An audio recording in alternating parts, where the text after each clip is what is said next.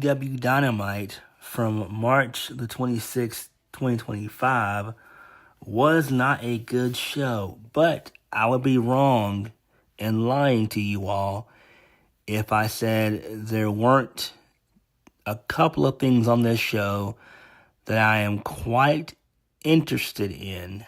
Outside of those couple of things, this show was a waste of 2 hours. I'm going to save the news and notes section for the end of the review, basically. So, we kicked the show off with the first match of the night.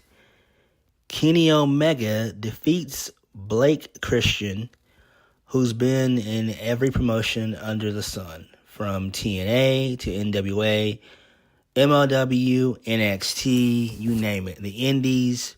He's been everywhere. So he loses to Kenny Omega via the One-Winged Angel.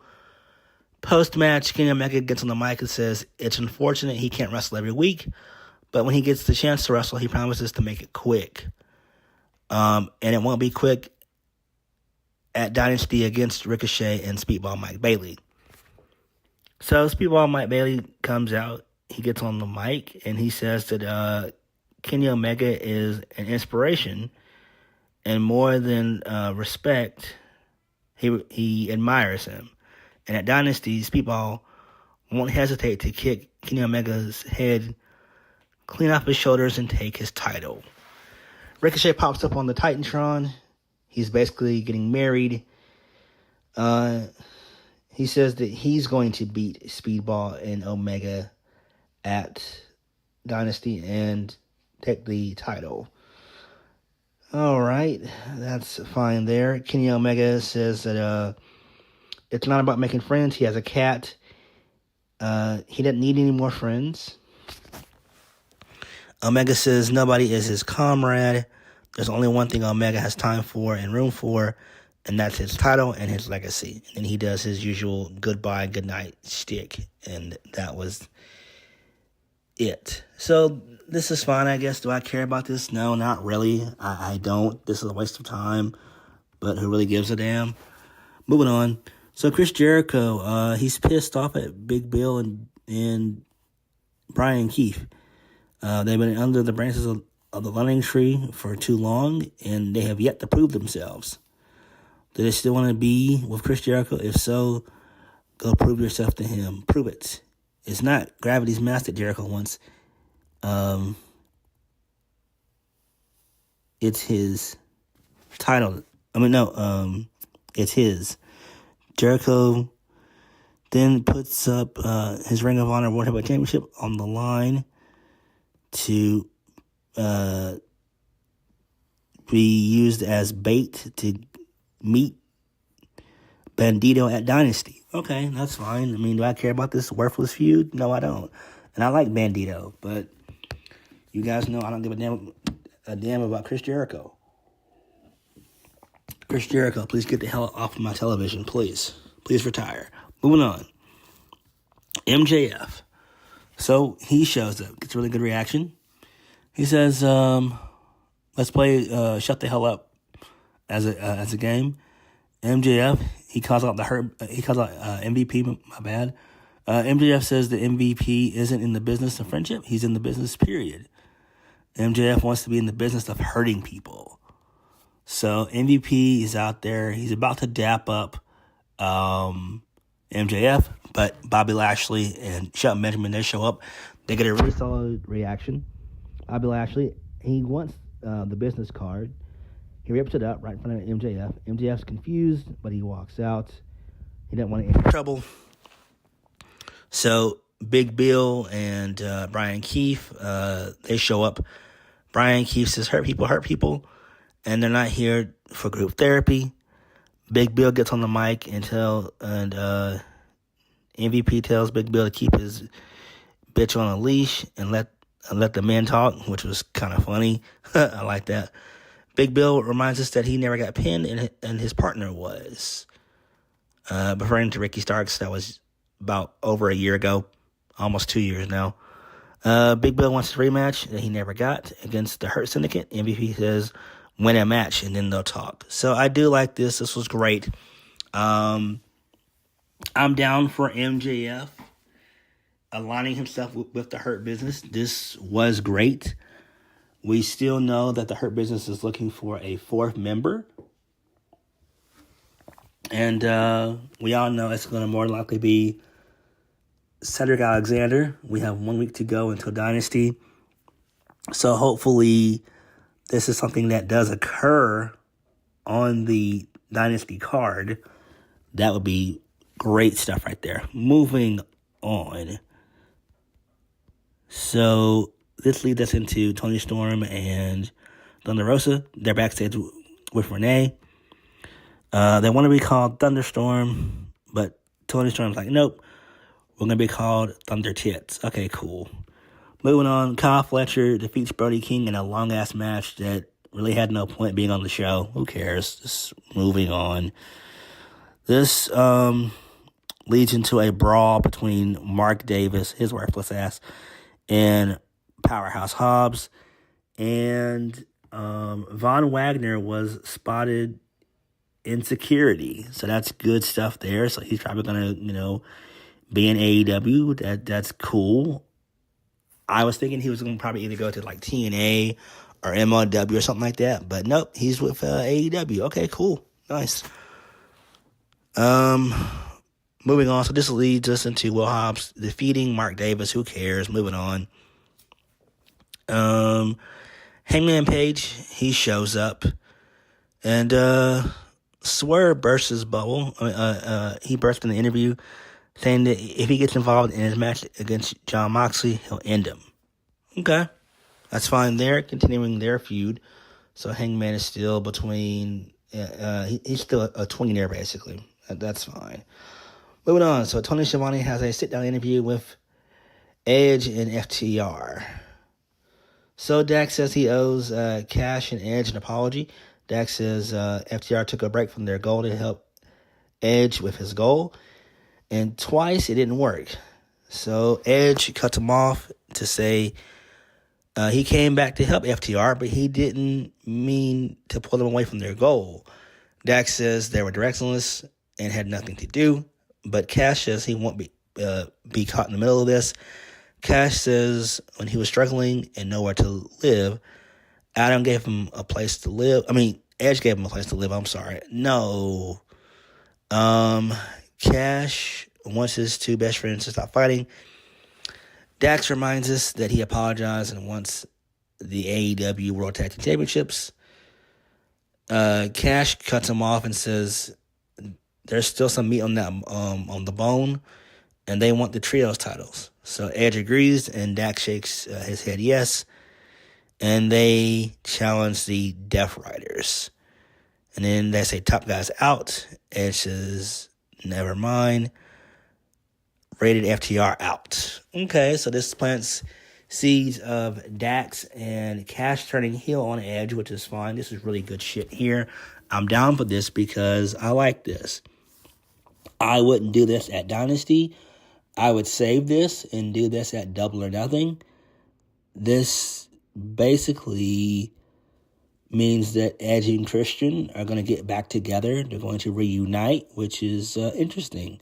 And I'm down for some shit like that. So let's fucking go. So, good stuff. This is interesting. Moving on. So, Swerve comes out. Swerve said that the reason that Jon Moxley hides the title in the briefcase is because he can't even bring himself to look at it anymore, since Jon Moxley is no longer the man who he thinks he is. Swerve says everything that Moxley used to stand for is looking at him right in the eye now. So Claudio, he shows up. He pops up behind Prince Nana. Pause. Moxley tells him to chill. Moxley says Dynasty is Swerve versus Swerve. But how far is Swerve willing to go when it's dark, cold, and the world is against him? What does he have left? Not for one night, but forever. Night in, night out. Nice. Swerve is the most dangerous man in AEW. And then Marina Shafir shows up. her and Marina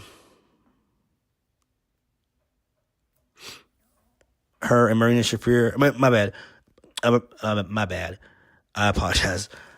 Marina Shafir shows up and she gets into a little fight with Willow Nightingale, which I did not like. That was not needed in the segment. Swerve tells Moxley that Moxley has bled paints. Swerve has bled buckets. Moxley's been in Texas death matches. Swerve has won them. Okay, that's fine. This is interesting. I do like this. I wish this was longer, but this is fine. It just shows us that this match is going to be intense as fuck. All right, so that's fine. But again, we didn't need the Marina Shafir and Willow brawl in this. We just did not. Moving on. So the Ops, which is Tatsuya Shibata, Samoa Joe, and Hook, they put Max Caster to sleep. That being Samoa Joe, he chokes out Max Caster, and then they dap up FTR. I mean, no, my bad. They dap up Top Flight. I'm sorry. So yeah. Moving on. So Renee Paquette's backstage with Jay White. Jay White says that he's in the Owen Hart Cup this year, but in the meantime, he's going to issue an open challenge on Collision. Okay. Cool stuff there. Moving on. Top Flight, they defeat Jobbers. Okay. Who really cares? Moving on. Well, also before I move on, Leo Rush and Action Andretti, they were in the crowd. Okay. That's fine. Watching this. All right. Moving on. So Will Ospreay, he had a little vignette. He gave his thoughts on the Owen Hart Cup. All right. Continuing on, Tenosuke Takeshita defeats Mark Briscoe. Enough said. Just moving on. Wheeler Yuta, his homeless ass showed up. And he says that his family's here, stronger than Rated FTR. Claudio says Rated FTR are pathetic. And Pac thinks they're pathetic and have the audacity to challenge them. At Dynasty, the Death Riders will challenge Rated FTR to survive. Okay. That is fine there. Do I care? No, not really, because Wheeler Yuta is homeless as fuck. That's just what he looks like. Like, he looks like he's homeless. Like, if I saw Wheeler Yuta in person, I would feel obligated to go into my wallet and give him at least $5 to $10 so he can get him something to eat. Even if it was getting something at like McDonald's, like a hamburger and fries and a drink. I don't even know if you can get a hamburger and fries for $5 now. Probably not, but you know what I mean. But come on, man. Moving on. So MVP, he's backstage. He's talking to Lashely and Shelton Benjamin. He says that he likes MJF because he's grimy. Pause. But he can do a lot of good for the Hurt Syndicate. MVP says it's a family business, and if they don't want MJF, then they won't get MJF. Okay. That's cool. I like this because Shelton and Lashely, they are against MJF. So hopefully this continues. Like I said, maybe this could lead to the debut of Cedric Alexander. So, yeah. We'll have to wait and see, though. But this was interesting. Main event of the evening, Megan Bayne and Penelope Ford, they defeated Thunder Rosa and Thomas Tony Storm. So, there's that. This show was not good match-wise. The matches were awful as fuck. But I did enjoy the MVP segment along with MJF. Same goes for the Rated FTR thing. That was okay. And I also enjoyed the Swerve and Moxley angle. I liked that. That confrontation was pretty okay. So, all in all, it was an okay show. because of those 3 segments. But everything else was just awful. Moving on. News and notes. So, note 1. AEW, they're looking to bring in Von Wagner, Cedric Alexander, and Josh Matthews. Josh Matthews from TNA. That's fine. I hope that if Cedric does show up, I'm hoping that the Hurt Business did not sign a long-term deal. When I say long-term, I'm talking about 3-year deal. I'm hoping that the Hurt Syndicate signed at least like a year deal, and then they would just do an extension, because I would love for the Hurt Business to be in TNA. I'd love for Bobby Lashley to be a world champion. I really would, but I don't see that happening in AEW. I just don't. But Cedric coming in, that's fine. It makes sense. Von Wagner, that's cool. At least he has a job. I thought he was going to go to like TNA or maybe even NWA, but it's not the case. So he was on the show, and now he's with AEW. So that's pretty cool. Cool. Interesting.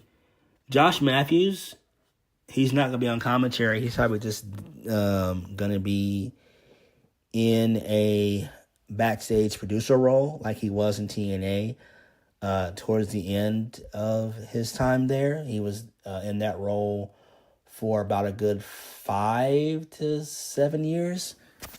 So that was pretty solid. But no, on commentary, Josh Matthews is fucking awful. All right, that's cool. Note 2. Mina Shirakawa, she will be done with Stardom in May, and she's going to be with AEW, join AEW in May. So that's cool there. And it's hard to believe, but she's 38. So that's insane. But she looks good for 38. I thought that she would be in her early 30s or maybe even like her late 20s. But nope, she's almost 40. So that's not bad. So that's cool. Speaking of Mina Shirakawa, let's talk about her best friend in Mariah May. So apparently Mariah May's contract with AEW is going to be up in the summer. So anywhere between June to around August. I know people are going to say that she could go to WWE. I don't think she will. If I was her, I would just stay in AEW. I would not sign a long-term deal, like a 3-year or a 5-year deal. Depending on how old she is, I would not do that. I would probably just work for AEW for like another year and then do an extension, and maybe around 2027 or even 2028, try to go to WWE. That's what I would do, but I would just not go to WWE right now. Not at this point in time, no. Because the NXT Women's Division is stacked, and I don't know how she would fare on the main roster. No. So she should just stay in AEW for a little bit longer, and then when the time is right, in a couple of years, just go to WWE.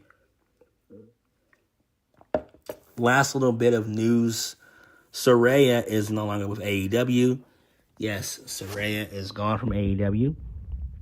She never should have went there in the first place because she can't take a bump and she can't really wrestle at all because of her neck. So apparently she's probably going to go to WWE, probably in some type of managerial role, whether that be like a GM for Evolve, or maybe she manages somebody in NXT, I don't know. Or I could see her going to like TNA and doing the same thing, maybe being like a GM. or, managing somebody there. So that's where I see her going. But she never went to AEW to begin with. But that's just me. But all in all, AEW was okay. I enjoyed the Moxley and Swerve stuff. Thoroughly enjoyed that. I definitely enjoyed the Hurt Business MJF stuff. That was tremendous. That was really good stuff there. Can't wait to see how that unfolds. And the Edge and FTR stuff is pretty cool as well. So we had a couple of okay things happen on the show. But overall, this show was a waste of fucking time. But what did you guys think? Like, comment, subscribe. Peace.